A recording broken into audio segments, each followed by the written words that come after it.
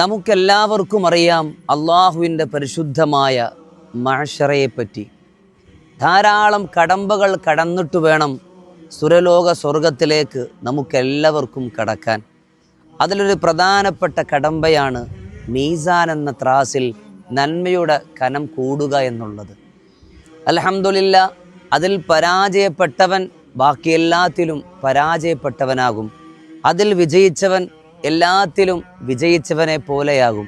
ആ വലിയ കടമ്പ കടക്കാൻ, അതിൽ വിജയിക്കാൻ ബുഖാരിൽ പോലും പഠിപ്പിച്ച മനോഹരമായ ദിക്റുണ്ട്. നമുക്കെല്ലാവർക്കും അറിയാം. അർത്ഥമറിഞ്ഞ് എന്തിനു വേണ്ടിയാണെന്ന് മനസ്സിലാക്കി ചൊല്ലിയാൽ അല്ലാഹു തആല നാളെ ആഖിറത്തിൽ അത് നിങ്ങൾക്ക് സമ്മാനിക്കും. നമുക്കത് പഠിക്കാം. സുബ്ഹാനല്ലാഹി വബിഹംദിഹി, അല്ലാഹുവേ നിൻ്റെ പരിശുദ്ധിയെ ഞാൻ വാഴ്ത്തുന്നു, നിന്നെ സ്തുതിക്കലോടൊപ്പം. സുബ്ഹാനല്ലാഹിൽ അലീം, മഹാനായ പടച്ചവൻ എത്ര പരിശുദ്ധനാണ്. ആത്മാർത്ഥമായി 101 പ്രാവശ്യം പതിവാക്കൂ. മീസാനിൽ കനപ്പെട്ടതായി ഈ ദിക്റ് മാറും. അള്ളാഹു നമ്മളെ സ്വീകരിക്കട്ടെ. ഇൻഷാ അല്ലാഹ് എല്ലാ രാത്രിയിലും 9:30 ഹബീബിയ ആത്മീയ മജ്ലിസ് ഉണ്ടാകും. താല്പര്യമുള്ളവർ, അതിലേക്ക് വരണമെന്നാഗ്രഹമുള്ളവർ ഈ കാണുന്ന നമ്പറിലേക്ക് നിങ്ങളുടെ പേരും സ്ഥലവും മെസ്സേജ് ചെയ്യുക.